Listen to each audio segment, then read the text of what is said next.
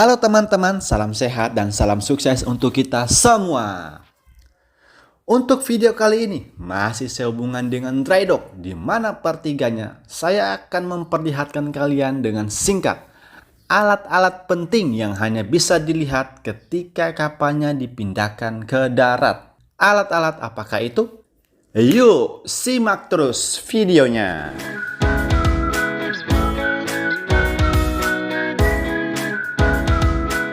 Number 1, bulbous. Bulbous yang berfungsi untuk memecah ombak. Number 2, thruster. Jadi ada 3 thruster yang berfungsi menggerakkan kapal tapi hanya ke samping kiri maupun kanan. Number 3, propeller atau baling-baling yang berjenis azipod. Selain bisa menjadi alat penggerak utama, jenis azipod ini bisa juga digunakan sebagai thruster. Dikarenakan jenis azipod propulsion system bisa berputar 360 degrees, yang dimana tidak memerlukan tambahan thruster. Number 4, stabilizer. Selain itu, ada juga yang namanya stabilizer yang berfungsi untuk menyeimbangkan posisi kapal ketika dalam keadaan cuaca buruk.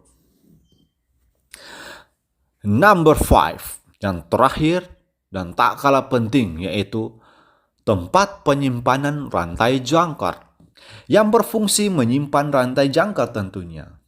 Dan for your information, bahwa penyimpanan rantai jangkar itu adalah salah satu confined space atau ruangan terbatas yang cukup besar untuk dimasuki manusia untuk melakukan tugas tertentu, tapi tidak dirancang untuk ditempati secara terus-menerus.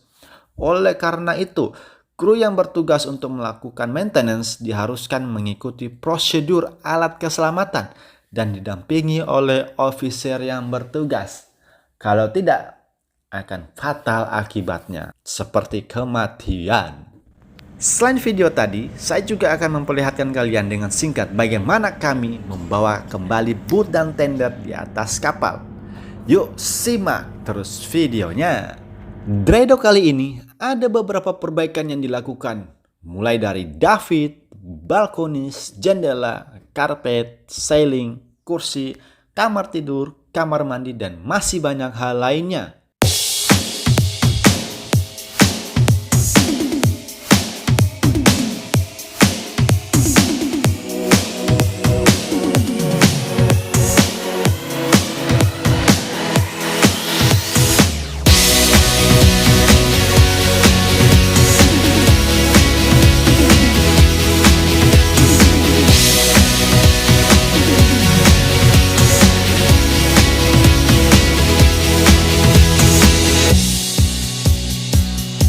Nah teman-teman, kalian bisa lihat sendiri, airnya mulai dimasukin ke dalam sampai sejajar dengan laut yang di balik tembok itu. Setelah itu tembok itu akan dibuka dan kami akan mulai mengembalikan boot dan tender melalui jalan tersebut.